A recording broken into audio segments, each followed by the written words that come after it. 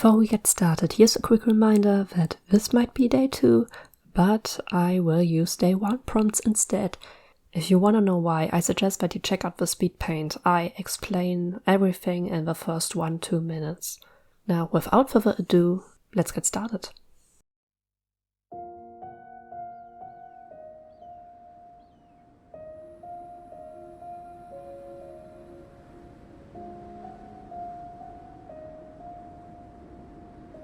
A cold wind blew from the south. Lost snowflakes danced across Mondstadt's fields, full of green, only to slowly grow smaller until they left nothing behind but small drops of water. Albedo was used to that atmosphere in front of Dragonspine. What he was not used to, though, was waiting.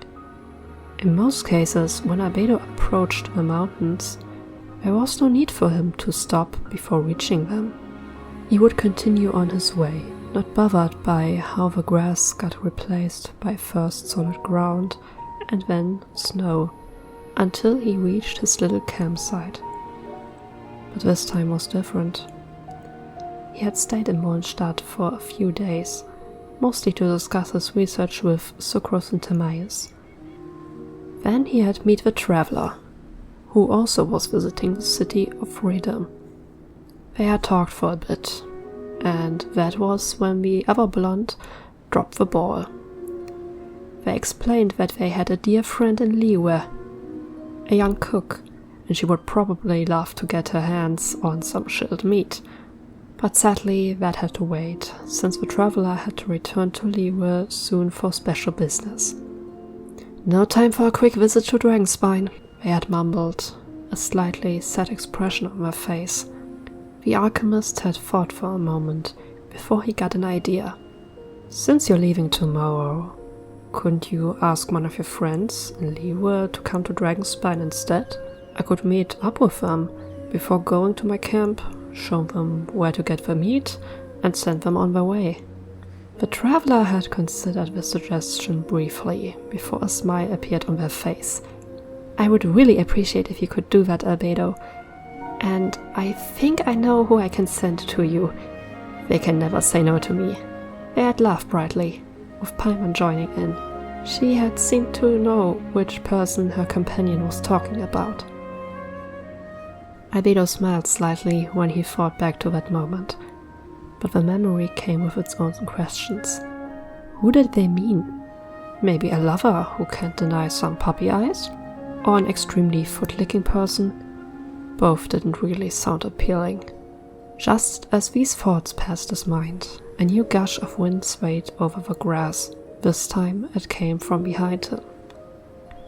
This wind was not like the ones emitted from Dragonspine. It was neither warm nor cold, instead perfectly balanced with the surrounding temperature. But it was also incredibly harsh and strong, enough to rip some leaves from unfortunate surrounding bushes. The alchemist turned around, not that surprised to see an animal vision wielder. The young man behind him was smaller than him, just slightly though. The mentioned vision was placed on one of his gloves. His outfit was strange and otherworldly to the alchemist. It partly looked like something a warrior might wear, but some details, like one giant sleeve with delicate pattern, or the golden ornaments and mask fixed on his belt, gave him the appearance of a dancer or performer of sorts. The same thing could be said about his face, a cold expression, decorated by fine red marks around his eyes, not unlike makeup. He even noticed the stranger's eyes, who were golden and with cat-like pupils, though he didn't see ears or a tail like Diana had them. Did the traveler send you? A sharp nod was the only answer. Not very talkative as it seemed. Albedo took a few steps closer to the young man, extending a hand. My name's Albedo. I will be your guide in Dragonspine. Pleased to meet you. The newcomer looked at the hand for a moment, then he lifted his own arms, only to cross them over his chest. Adept Xiao, protector of Liyue. A new idea formed in Albedo's mind. Maybe Xiao was some kind of prince, That would explain his bizarre appearance and the title he had, which also might be the reason why the traveler sent him, to force him to get his fingers dirty. But that also meant that Albedo had to take extra care of him. A Liyue royalty getting hurt in monster territory would be less than ideal. What a bother.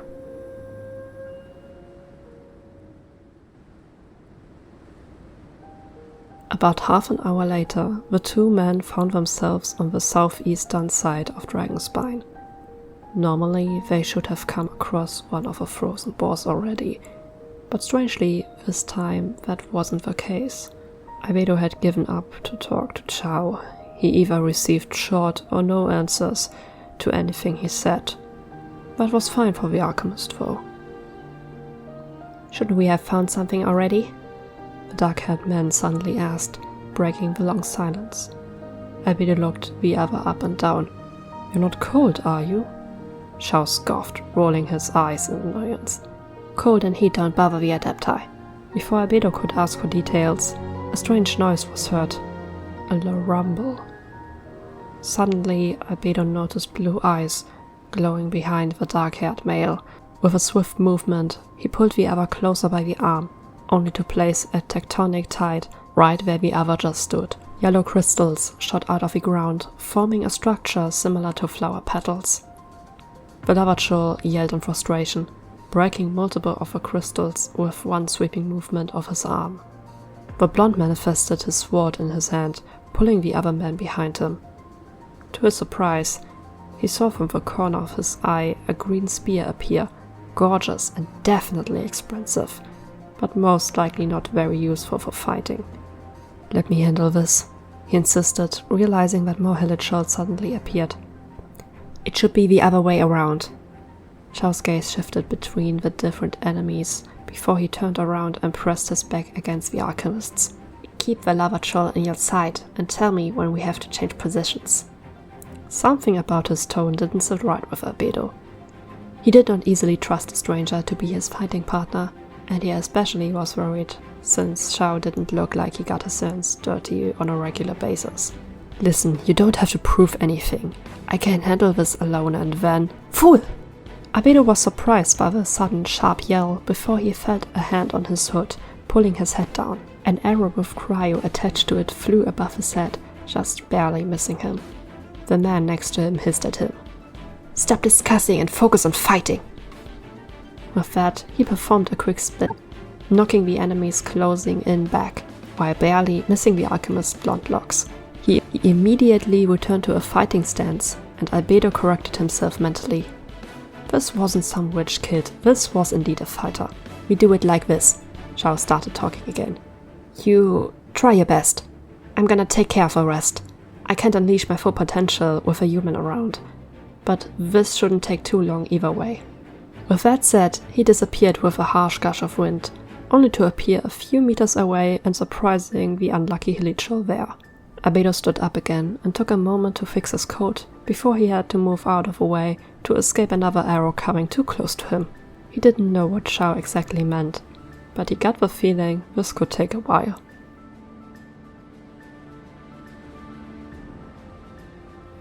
Albedo was right. This took much longer than expected. With each passing minute, the hilichurls joined in, even after they took the Lavachol down. He hated to admit it, but slowly the continuous fighting took a toll on Albedo. The alchemist knew that tomorrow he would definitely awake with at least one, but most likely more cramps. One quick look at Xiao told him that the other one was also close to his limit. The dark-haired man's eyes had lost some of its focus, his attacks hit with less accuracy. Suddenly, cackling laughter joined the sound of fighting, a sound that Albedo hadn't heard in a while. Xiao also seemed to instantly realize what this noise was. "You got to be kidding me."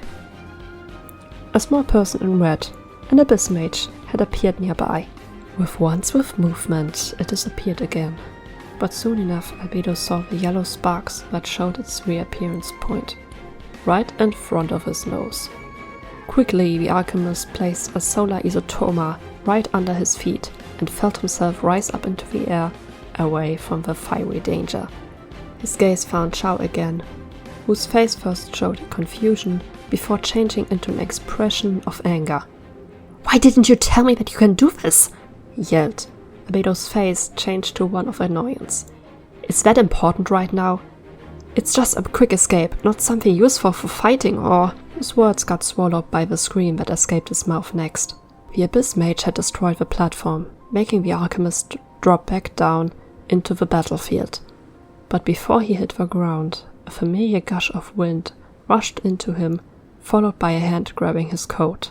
They traveled with an enormous speed, and once everything in front of Albedo's eyes came to a halt, an uncomfortable, sick feeling settled in his belly. "Please hold on for a bit. I need your help for a little longer." Albedo slowly lifted his head. Even when dizzy, he could see the enemies getting closer. "I need you to make this flower again, somewhere on the battlefield." The alchemist only nodded slightly before performing the other man's request. As soon as the petals got visible, Xiao rushed over to it. Most of their attackers, including the Abyss Mage, now with a barrier, followed. Albedo's sight cleared when the dark-haired man finally stepped onto the flower and let himself lift into the air. When it reached its highest point, Xiao performed his planned attack. It only took him a split of a second. All that Albedo saw was a figure surrounded by teal and black, crashing from 5 meters height into the ground. A shockwave ripped the hillichals from their feet, while the mage's shield burst like a bubble. What followed was something that reminded Albedo of a dance. Xiao glided from one enemy to another, finishing them off with one swift movement each. His gaze was full of concentration, while the teal and black particles danced through the air, joining him in his performance. It only took him a few seconds before he finally stood still, his enemies motionless on the ground. Albedo looked over to him with wonder and respect, slowly rising to his feet. Suddenly, a green spear flew in his direction, the alchemist just barely escaping the deadly projectile by falling into the snow again. When he raised his gaze again, he saw that the spear was buried in one of the boars they had been looking for. "Did you want to kill me?"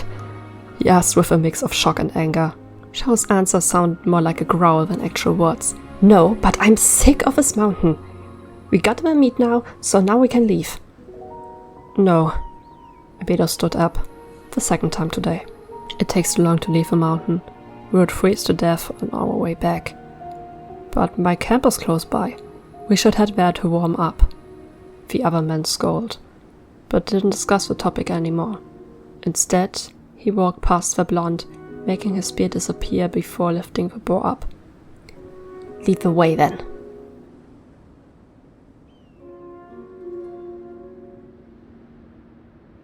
The snow had become harsher with each passing minute, freezing the alchemist to the bones. He had to admit he was impressed that Xiao didn't seem to be bothered by the cold. Even with all the snowflakes in his hair, he didn't even shiver. Once they had reached the campsite, Albedo immediately started a fire. The black-haired man just placed the dead boar at the entrance before joining the blonde inside. His gaze traveled over all the scientific tools in the room, instruments unknown to him. Albedo placed a kettle over the fire and filled something in before he came up to his guest, a thick blanket in hand. "Here, use that to warm yourself up." Xiao looked at the fabric with slight confusion. "Why?" "It helps you get warm?" They looked at each other for another awkward second, before Albedo just pulled the blanket over Xiao's shoulders. While doing so, he slightly brushed the other's naked, tattooed arm. "Gee, you're cold. I can even feel it through my glove." As already mentioned, the cold doesn't bother the Adepti. Xiao looked at the blanket once more before warping himself closer into the fabric. "But I appreciate the gesture, Alchemist. Thank you." Albedo nodded slightly before a new thought came to his mind. "I have to admit, I don't know much about Liyue, and especially its culture. And when you told me that you're a protector of Liyue, I just thought that this is some kind of title for royalty with no deeper meaning. But there's more behind that, isn't there? Xiao nodded, sitting down by the fire. Albedo followed suit. Could you tell me more? The alchemist asked. He had to admit, this guy had raised his interest. The black-haired man side-eyed him, seeming to think for a moment that was truly a good idea. But then he closed his eyes and leaned against the table behind him before talking. The Adepti are magical beings that protect Liyue from demons and evil gods. We are bound to this duty by a contract with Rex Lapis, who is also our leader. Interesting. Albedo had grabbed a notebook from the inside of his coat and started taking notes. I think the traveler mentioned others like you, that helped them face an old god in the ocean. Exactly. Xiao nodded once again, opening his eyes. I was there as well. Albedo again took note. But why would they ask you to do such a mundane job as getting chilled meat from Dragonspine? The Adeptus smiled slightly, showing a hint of something like pride. If someone calls my name, I will hear them wherever they are, and I can allow the wind to carry me to them. It's a useful ability that I use to quickly reach those in need. There are only a handful of people I picked who are allowed to call me any time for even mundane reasons. When the traveler calls my name, I will be gone and can deliver the meat as cold as possible. The alchemist looked impressed before taking notes again. I have to admit, you're quite different from what I first expected of you. He looked his notes once over before opening his mouth again. Next question. Does that mean that you're not human, or... I think these are enough questions for now, alchemist. Albedo immediately closed his mouth. He might have gone overboard again. Sorry. He stood up and grabbed 2 plates from a close-by cupboard before returning them to the fireplace. Carefully, he filled a red substance from the kettle into the plates. What's that? Asked Xiao, his voice back to its monotony. Goulash, the blonde answered. It warms you up from the inside. Here.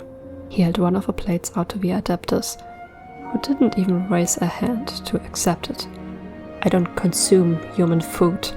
Albedo looked a bit surprised. Why? Didn't I tell you that's enough questions for now? Albedo sighed. If it's the vegetables and meat that bother you, maybe you could drink just the broth? Xiao thought for a moment. Then he slowly grasped the plate and raised it to his lips, following Albedo's suggestions. Spicy. You think? The blonde looked a bit surprised. The traveler told him that many of Liyue's meals are much spicier than the ones from Mondstadt. Maybe it's just that I'm not used to this. Maybe.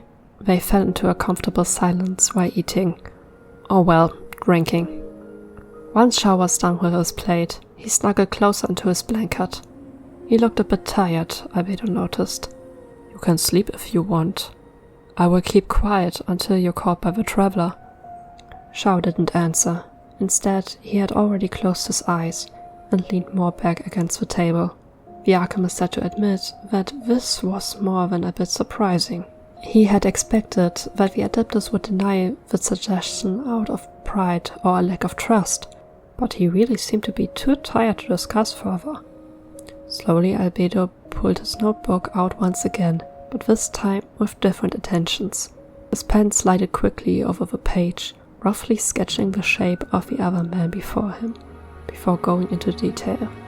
Slightly parted lips, fine eyelashes, one visible glove poking out of a blanket. Detail for detail, the alchemist captured the Adeptus on paper.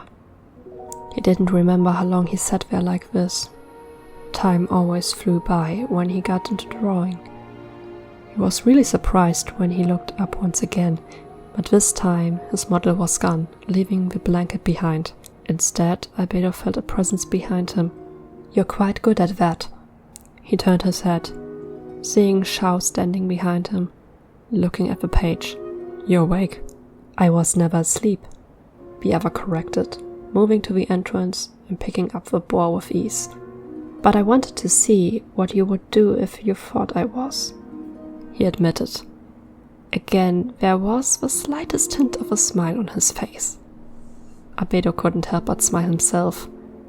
For once, he had been the subject of an experiment. What a twist. He placed the book to the side and raised to his feet. "The traveler's calling you?" Xiao nodded. To Albedo's surprise, the Adeptus extended his hand. The blonde grabbed it, of course. "Thank you for your help, Alchemist. You've been a nice human to spend time with. Maybe we see each other again sometime." With that, a harsh gush of wind blew through the camp, leaving Albedo's hand empty. The blonde's gaze followed the wind outside, until he couldn't feel the breeze anymore. Human. He spoke to himself, a sad smile on his face. I guess there are moments where even an Adeptus can be wrong.